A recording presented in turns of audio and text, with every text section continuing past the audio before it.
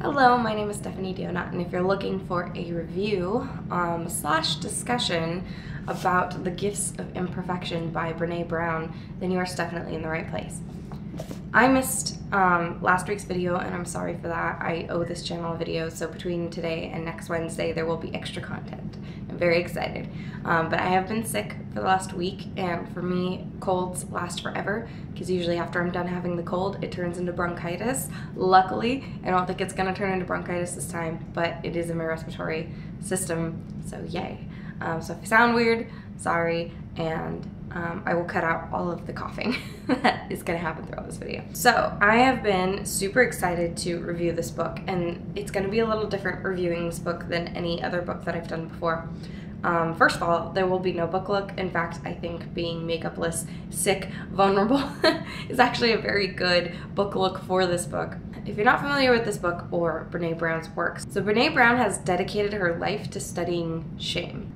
I think originally that wasn't really the plan. What she had planned on studying was happiness, but she realized that the big key piece of people living happy, wholehearted lives, as she calls them, is finding the root of shame and kind of understanding how that plays a role in your life. Now, you might be like me, where you think, oh, I don't have a whole lot of shame in my life. I have guilt, I have grieving, you know, like those things, but shame, I'm not really ashamed of a lot of things. You'd be surprised where shame lurks and exists in your life where you don't even notice it. So she has dedicated, I want to say it's like 25 plus years, but maybe it's just 20, but at least 20 years of studying shame and writing books about shame and living what she calls the wholehearted life, which is basically just living a life where you feel very authentically you, where you feel like you have a lot of compassion and a lot of courage to do things that you want to do. These are key words she uses in the book. It is a nonfiction, research-based, self-improvement book. The general theme of the book is actually on the cover of the book. It says, letting go of who you think you're supposed to be and embrace who you are, a guide to a wholehearted life. A couple times in my self-development journey, along the last 10 years of my life, I would go to self-improvement books to seek a little bit of guidance in where I should be. I don't have parents, and I have complicated relationships with really all of the adults in my life. So a lot of life, especially learning the hard life lessons they don't teach you in school, has been a lot of self-teaching, and I've done through therapy. This book has changed my life for the better forever, and has helped me become a wholehearted person. I love the definition of a wholehearted person in this book, and we'll definitely talk about it. But what I want to do with this review, though, is it's going to be a series of reviews. I'm going to review this book in sections. It might be a little spoilery, but my hope is that people who read this book can maybe watch this video as they're going through it. I want to share how I went through the book, because I think I got the most you can get out of this book through my journey of doing this book over the course of a year. And it's not that long. It's very, very short. The book is broken up into like an intro, kind of like a definition of terms, and then into guideposts is what she calls them. So they're not chapters, they're guideposts, and they each focus on something different. I basically did a guidepost once a month. My therapist recommended this book to me, and it was something I've already wanted to do, so I was very excited she recommended it to me. Because I go to therapy once a week, what I ended up doing is I would read the guidepost, we would talk about the guidepost and how it applied or did not apply to my life thus far. Then we would talk about ways catered to myself. So I would recommend going through this book with your therapist, but if you don't have one, you can do it with me, and I'll just talk about what I did, but it might look different for you on your journey. But we would talk about ways I could exercise what the post had to teach me, and it would just give me like a week to meditate on the concept within the guidepost. So it's basically talking about how the guidepost applied to my past in the first week, how the guidepost can be implemented into my present, and then I would spend a week or two exercising it and discussing where in my life I saw either improvements, where I thought it was hard, where I felt vulnerable, which taught me a lot about who I am as a person. So that was basically the breakdown. This is one of the very, I think it's the only book I annotated and highlighted in. This book has become my Bible.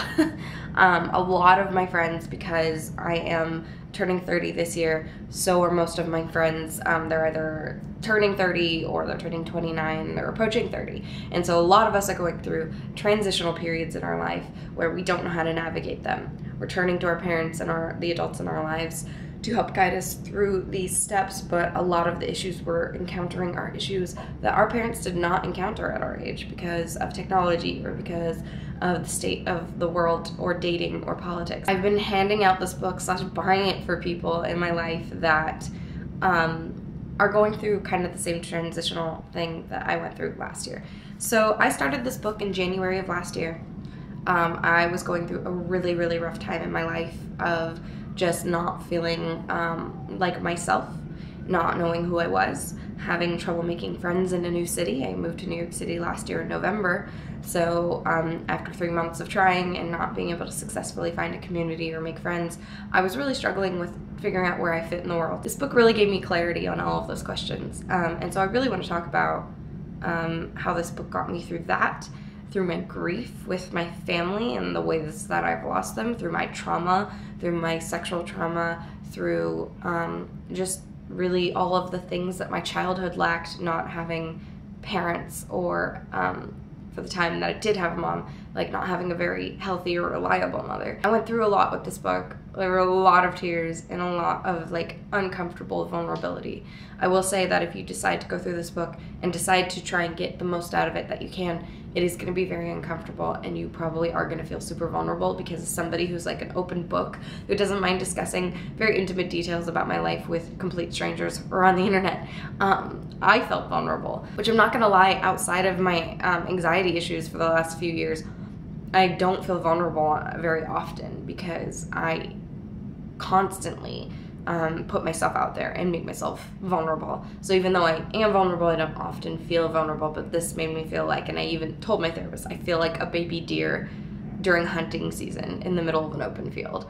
Like, that's what I felt like through parts of this book, which sounds awful. It sounds like something you probably don't want to do, but I think that those moments were the ones that were truly transformative in my life, and I cannot tell you how much this book has helped me. This book has helped me in so many ways, and I before we get into the book, I want to talk to you about where I was and where I am now, so that way you guys have an idea of what this book has to offer in addition to therapy. I would say you're going to get the most out of this book if you do it while you're also in therapy. Whether you do it with a therapist or you're just doing it alongside therapy, I don't think it really matters. But I just think that when you are going into these vulnerable places of yourself and your inner child even, like, it helps to have somebody you trust to discuss it with, and maybe even to seek a little comfort, because I got to some parts of myself with this book that really all I needed was somebody to like be there and let me fall apart, and just let me fall apart in a safe place. So I talked a little bit about where I was at last January, having trouble making friends, moved to a new city, didn't have a lot of confidence, was struggling with severe anxiety. Anxiety is something I never thought I used to struggle with, but when I went through this book and looked at my past and my history, I realized anxiety's been present in my life for a very long time. So I think I went without being diagnosed with an anxiety disorder because I had major depression, and really everything I went through, my therapist would chalk up to the depression. Sorry, I had to blow my nose. Anxiety had become completely debilitating in my life by January of last year. I do online therapy with BetterHelp. I'm not sponsored by them. This is not paid. They have not asked me to call them out in this video.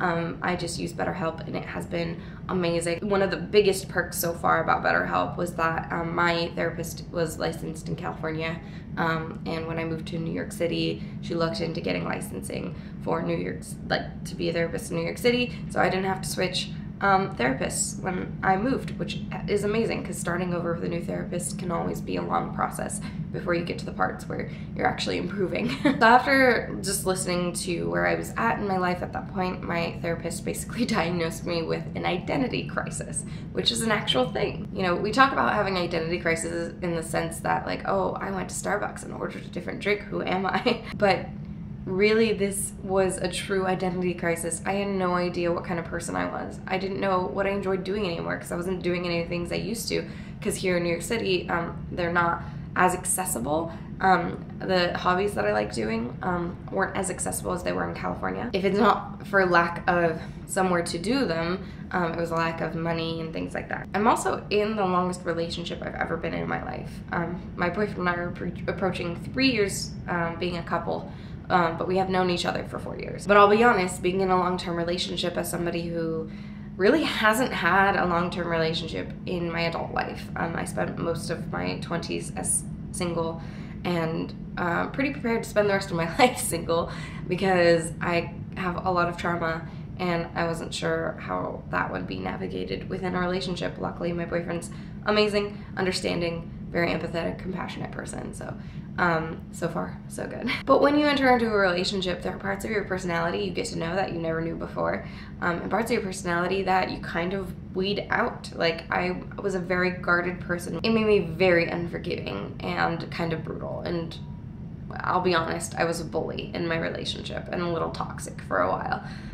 But I had built up that barrier and that personality to ward off men who were predators, basically. Like, I had learned to interact with men that way, so that way they would freaking leave me alone. But I don't want my boyfriend to leave me alone, so I had to weed that out of my personality. And it was hard. It was hard to even admit that I was being toxic. So, but I got there, and our relationship is great and strong, stronger than it's ever been, and I'm very excited to see the future of that. That played a part in losing my identity and not really knowing who I was. So I had to also work through who am I on my own, but then also who am I within my relationship with my boyfriend, with my family, with my friends. I was very unhappy this time last year. I was depressed. I was in an amazing city that I loved that I felt like I never got to see, that I never got to experience. And I was feeling the feelings of fear of missing out. My friends back home weren't very good at keeping in contact with me, even when I would try to reach out to them. So I felt like I had no support system here except for my boyfriend, and I didn't want to load all of my issues onto my boyfriend, so I tried very hard to keep them to myself, which was not healthy. But luckily I was in therapy. Luckily my therapist recommended this book. Now we're here a year later. Many, many tears, many, many breakdowns, many, many vulnerable moments in my life in the last year. I have made friends successfully. I have a community here in New York City now. I get to see and experience my city without severe anxiety. In fact, I had a really big breakthrough in November that I will talk about when we get there. And I basically don't have anxiety anymore. I mean, I have like normal person anxiety, not anxiety disorder anxiety. From time to time, my PTSD will bring anxiety back in my life as a defense mechanism, but for the most part, like, I used to have issue leaving my apartment or trying to go to a part of the city I'd never been to before to meet up with my friends. I no longer have issues with that. I used to have issues talking to strangers, including baristas and things like that. No longer have issues with that. So I had that breakthrough. I had an amazing breakthrough with my grieving of my mother, who passed away when I was 15. I had a breakthrough with something I didn't know was a problem, which was basically my intuition, my relationship with my intuition. We'll talk about that when we get there too. I'm a lot more confident. I know who I am. I know what I want out of life. I'm not afraid of the future. I was so terrified of the future. For the last few years of my life, I would stay awake at night and think about my future and if I had one and what it would look like and how disappointed I was that I'm not where I wanted to be by now, kind of thing. And I no longer struggle with that. I'm very in the present. I don't sit up at night thinking about my death, you know, because that was something that kept me up at night a lot. I'm a happier person now. Like, I'm able to feel joy and positive emotions without guilt, without shame, and recognizing that I'm deserving and worthy of those feelings when they come around. My boyfriend has noticed a huge difference in me since my big breakthrough, in just being more positive, more optimistic, more willing to try new things and go new places and be open to other people's perspective. I'm like insanely more compassionate than I have ever been in my life. I didn't think compassion was something I struggled with because I'm a super empathetic person, but I think there's a difference between empathy and compassion, and I have so much compassion that, like, I have made connections with people that I didn't get along with back in California. And that's all because I saw them as different people. I saw them not as the person I had built them up to be based off of a few interactions. I saw them as the people who struggle with everyday problems just like I do and have gone through similar issues as I have. So that's where I was. Here's where I am now. And it's all thanks to this book and my therapist. I never imagined I'd ever be this happy or whole. I can't describe it any better than the way Brené Brown puts it. I feel wholehearted. I feel like a whole person, and I feel like I'm wholly here and present in my body and in my experiences and in my life. And I feel like I get to experience life instead of endure it, I guess is the best way to phrase that. Because that's what I was doing before. I was enduring my life. I was absolutely stressed and unhappy and completely, like, pessimistic about my future and the future of the world and things like that. And now I feel like I can live my life fully. I can actually enjoy my life now. So this is going to be a series on this book because I'm actually going to go through it piece by piece. So after today, every single video about the gifts of imperfection are going to have spoilers. You know, I wouldn't say there's anything in this book that I can really spoil, like that you're gonna be like, oh man, I wish I didn't know that before I read it. If you haven't read the book, you can still follow along in my journey. If you're just interested in my journey, you can also watch that. I had thought about putting this series on my vlog channel, which I haven't used in a while, but I decided that because it is a book, it was appropriate to have it on my booktube channel. But also, I think that booktube does need to be a little bit more, I guess, introspective on how books affect the reader that's reviewing it and how it's changed their lives. Because we talk about whether books are good or bad, whether we like the characters, whether we were happy with the endings, you know, and things like that. But all of that can tell you a lot about who you are. And what better way to do that than with a self-improvement book? I think you can do it with even fiction. I think fiction has a lot of self-discovery when it comes to introspection to offer, but self-improvement books are here exactly for that. I felt it was necessary to tell you all that information. I know that this was very long, just so you have a little bit of buy-in as to why you should read this book and pick it up. It's inexpensive, it's short, so it's not a huge commitment. You could do this all in one go if you wanted. I think you get the most out of it when you really digest everything this book has to offer and say. I can't thank Brené Brown enough for writing this book, but also the research she's done, because I never knew that shame was something that was such a big part of my life, because I had always seen myself as somebody who's pretty shameless. What I've learned is that nobody is shameless. We all have shame. Just burrowed deep down inside of us. Okay, so I'm actually just going to quickly go over the preface. So in the beginning, she's talking about basically her research and what she went into her research thinking, and how her perspective of her own research changed as she went through it. She talks about how she came up with the term wholehearted and what that means to her. She talks about the work you're going to be doing throughout the book, which is head work, heart work, and soul work. In the book, she talks about the different reasons you might need a book like this, or might need to explore what wholehearted living is. And I'm just gonna quote her really quick. People call what happens at midlife a crisis, but it's not. It's an unraveling, a time when you feel a desperate pull to live the life you want to live, not the one you're supposed to live. That hit me. I mean, I highlighted it. It's 100% where I was at. I don't think you need to be going through a midlife crisis. That's basically what she's saying, is that midlife is not the only time these things can happen. She talks about the types of journeys in crisis and unravelings, like marriage, divorce, becoming a parent, recovery, moving, an empty nest, retiring, experiencing loss or trauma, working in a soul-sucking job. The soul-sucking job part, like, I have a little bit of, like, all that sprinkled into my life. But I think for me, what really put me over the edge with my anxiety was having a soul-sucking job. I worked in retail for 10 years, and I should not have subjected myself to that line of work for as long as I did. There are some people who are built for that. I am not one of the type of people who can handle that. Like, for me, working in retail was trauma. it was traumatic.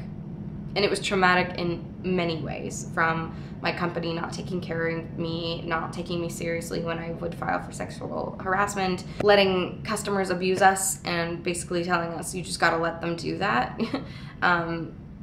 With very little training, pretty much expecting us to be the therapist for all of our customers, with this whole mentality the customer is always right. I'm not saying I wasn't always like subjected to that type of behavior. Some days were fine, and even some days were great. Like I had a lot of amazing moving moments in my life at my soul-sucking retail job, but for the most part, for me, it was experienced as basically 10 years of trauma. That really spoke to me and told me, ah, yes, I am reading the correct book. And she follows that up with, the universe is not short on wake-up calls. We're just quick to hit the snooze button. That is like not only true for me in the sense that like I'm really bad at waking up in the morning. I love mornings. I'm a morning person if I can wake up, but I usually can't. I usually hit snooze without even remembering that I hit snooze. I'll wake up and all 4 of my alarms will be off and I will have no recollection of turning those off. That is how I feel like I also handle life. I want to read 2 paragraphs from this book, not to spoil it, but to just outline everything I just said to you. As it turned out, the work I had to do was messy and deep. Same. I slogged through it until one day, exhausted and with mud still wet and dripping off my traveling shoes, I realized, oh my God, I feel different. I feel joyful and real. I'm still afraid, but I also feel really brave. Something has changed. I can feel it in my bones. That is 100% what I went through last November. She continues, I was healthier, more joyful, more grateful than I had ever felt. I felt calmer and grounded and significantly less anxious. I had rekindled my creative life, connected with my family and friends in a new way, and most important, felt truly comfortable in my own skin for the first time in my life. And that is where I am at. I haven't read this since I picked it up back in January of 2019, and I cannot believe how true those 2 statements were. Brené Brown basically did all this work on her own while doing the research to creating this guide. So she's explaining exactly what I went through. She talks about the work you're gonna have to do and things like that, the work that she has done, and she says, I now see gifts like courage, compassion, and connection only work when they are exercised every day. And man, oh man, is that friggin' true. She talks about how it would be nice if there was a guidebook to life, and if there's a to-do list that you could just go through life checking off and making sure that you're doing life correctly.